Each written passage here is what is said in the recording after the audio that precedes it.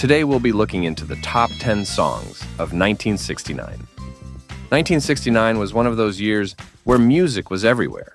Woodstock was happening, rock and soul were in full bloom, and the charts were loaded with classics we still play today.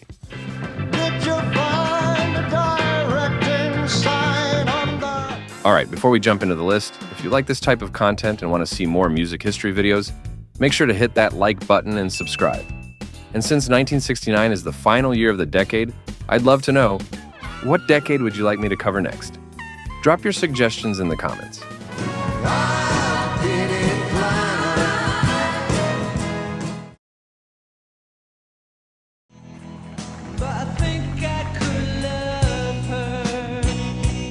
Okay, starting at number 10 is Crimson and Clover by Tommy James and the Shondells, released in January 1969.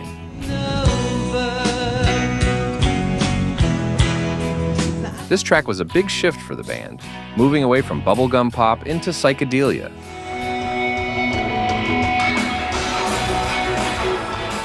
What's cool is that Tommy James actually recorded it with very experimental guitar and vocal effects. Pretty ahead of its time. The title came from two words he just thought sounded good together. Turns out he was right. It became a #1 hit.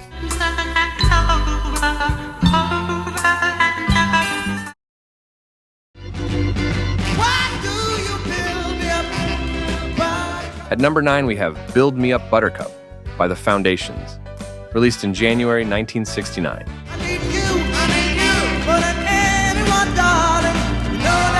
The Foundations were a British soul group and one of the first multiracial bands in the UK. This song is just pure feel-good energy. You can't help but sing along.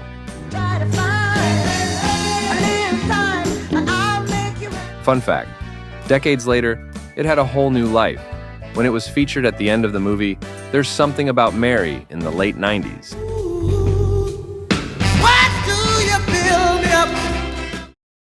I've been in love so many times.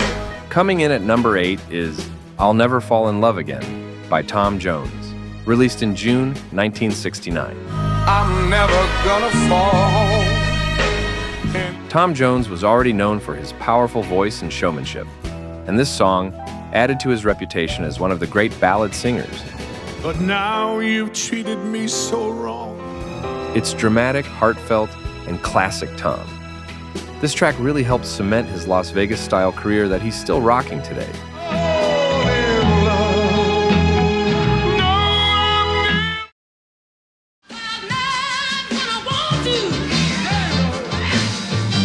At number 7 is Hot Fun in the Summertime by Sly and the Family Stone, released in August 1969.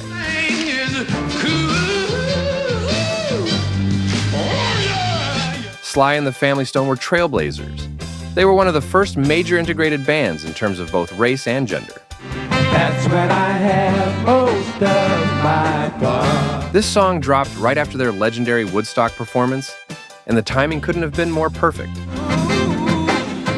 I caught it there in the country.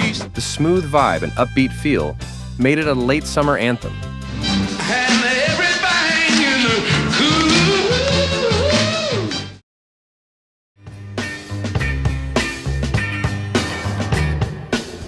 Number 6 is Dizzy by Tommy Roe, released in February 1969. This is one of those songs that just spins in your head, pun intended. Tommy Roe was known for bubblegum pop, and with Dizzy, he hit the jackpot, scoring a #1 single.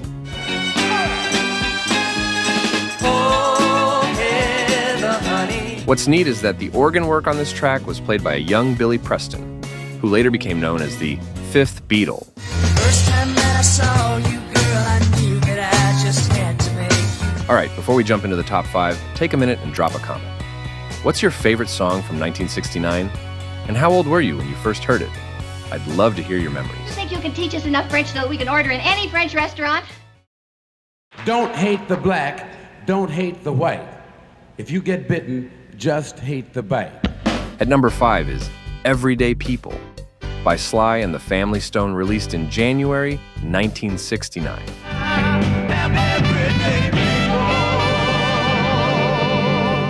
This song carried a powerful message: acceptance, equality, and unity. It's no difference what group I'm in. The famous line, "different strokes for different folks," actually comes from this song. It hit #1 on the charts and became an anthem for the civil rights era.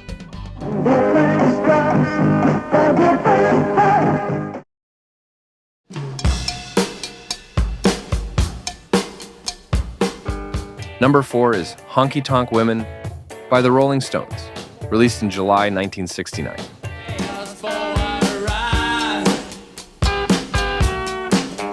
The Stones were at the height of their swagger when this song came out. It was recorded while the band was experimenting with country and blues influences.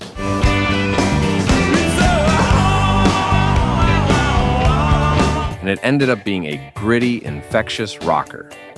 Interesting fact, Mick Jagger and Keith Richards originally wrote it as a country tune before turning it into the iconic rock version we know. She blew my nose and then she blew my mind.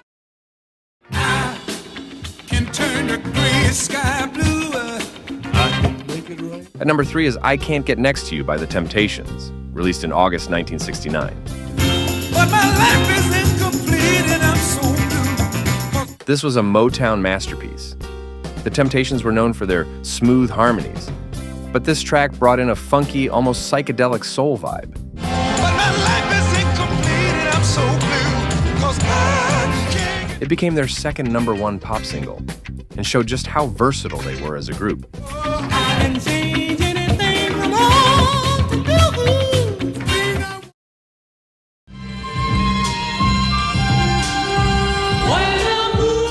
Number 2 is Aquarius Let the Sun Shine In by The Fifth Dimension, released in March 1969.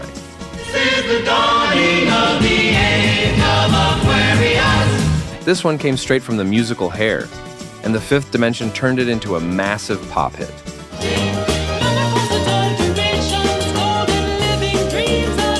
The song captured the whole spirit of the late 60s: peace, love, and optimism for the future. It's practically the soundtrack to the Age of Aquarius era.